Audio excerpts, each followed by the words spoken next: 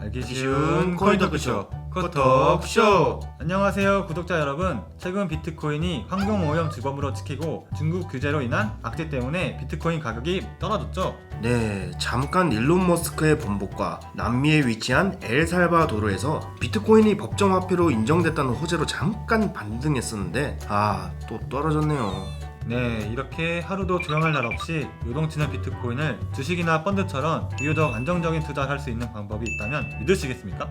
아니, 이것은 ETF, Exchange Traded Fund 말씀하시는 건가요?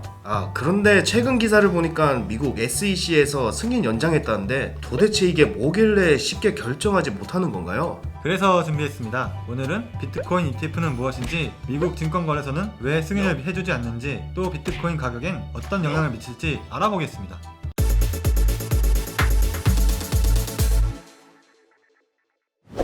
일단 ETF의 개념부터 알아봐야겠죠? ETF는 상장 지수 펀드로 코스피, 코스닥과 같은 특정 지수 또는 금, 채권 등의 특정 자산 가격 변동에 따라 수익률이 결정되는 상품입니다. 기준으로 삼는 지수에 포함된 유사한 종목을 묶어 상품 구성을 할 수 있는 펀드와 비슷하지만 주식처럼 자산운용사나 금융회사 같은 거래소에 실시간 매매할 수 있는 장점을 가지고 있어요. 그렇다면 비트코인 ETF는 비트코인 가격을 지수로 만들고 그 지수가 오르고 내리는 만큼 수익률이 결정되는 거겠네요?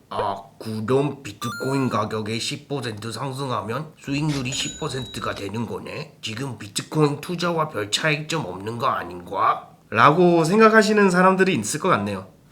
물론 저는 아닙니다.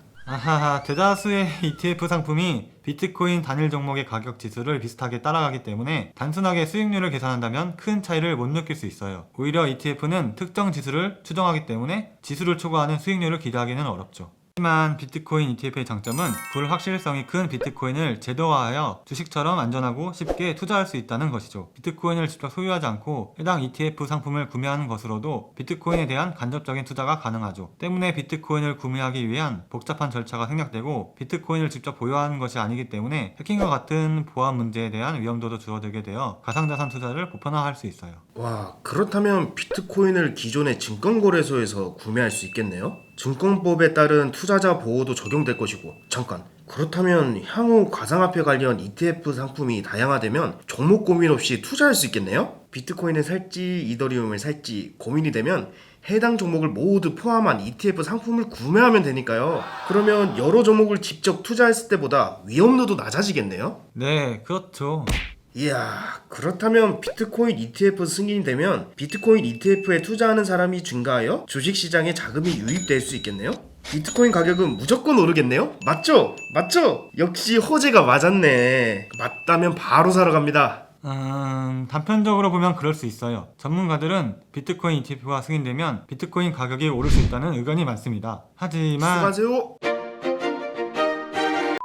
K씨, 진정하세요. 단편적으로 보면 그럴 수 있다는 것입니다. 2004년에 금을 활용한 ETF 상품이 출시하면서 금의 가격이 계속 상승했죠. 그런데 신기하게도 미국보다 먼저 비트코인 ETF를 승인한 캐나다 토론토 증권거래소의 비트코인 ETF, BTCC라고 하는데, 이것이 출시하면서 펀드 규모가 9억 달러를 돌파했습니다. 이 현상이 금 ETF와 유사한 패턴이라는 분석이에요. 결국 가격 오르는 거 맞잖아요. 하지만 상대는 금이 아닌 변동성이 큰 비트코인이에요. 비트코인 ETF가 활성화되면 일반 투자자뿐만 아니라 기관 투자자들도 참여하게 되고 선물 거래도 활발하겠죠? 그렇게 되면 세력과 일반 투자자 사이에서 엄청난 신경전이 벌어질 것입니다. 또한 반감기와 일론 머스크의 발언과 같은 외부 요인도 생각해 봐야 해요.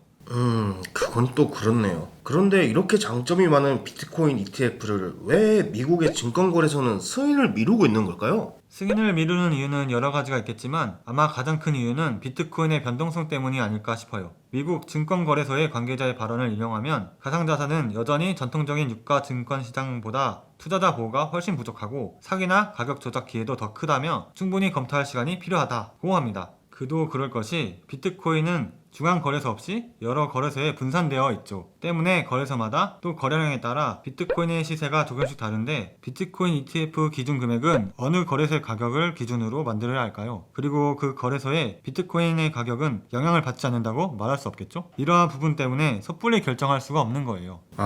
복잡하네요. 그리고 이건 음모론에 가까운 생각이지만 비트코인 ETF가 승인된다는 것은 비트코인을 또 하나의 독립적인 글로벌 자산으로 인정한다는 것이죠. 그렇게 되면 전통적인 기축통화인 미국의 달러의 가치와 입지가 흔들릴 수 있죠. 그렇다면 이러한 손해를 가장 크게 받는 나라는 어디일까요? 그리고 이러한 투자의 위험을 감수하면서까지 허용해야 되는 이유가 있을까요? 라는 합리적인 의심을 해볼 수 있죠.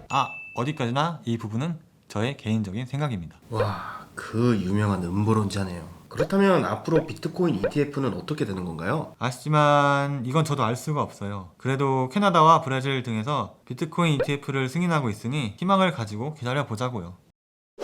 오늘의 주제는 어땠나요, K씨? 오늘도 또 하나 배워갑니다. 와, 그런데 오늘 유독 수척해 보이시네요? 아마 기분 탓일 겁니다. 네, 그럼 저희는 다음 시간에 더 알찬 주제로 돌아오겠습니다. 구독과 좋아요 부탁드리면서 저희는 이만 물러가겠습니다. 다음에 또 봐요. 제발.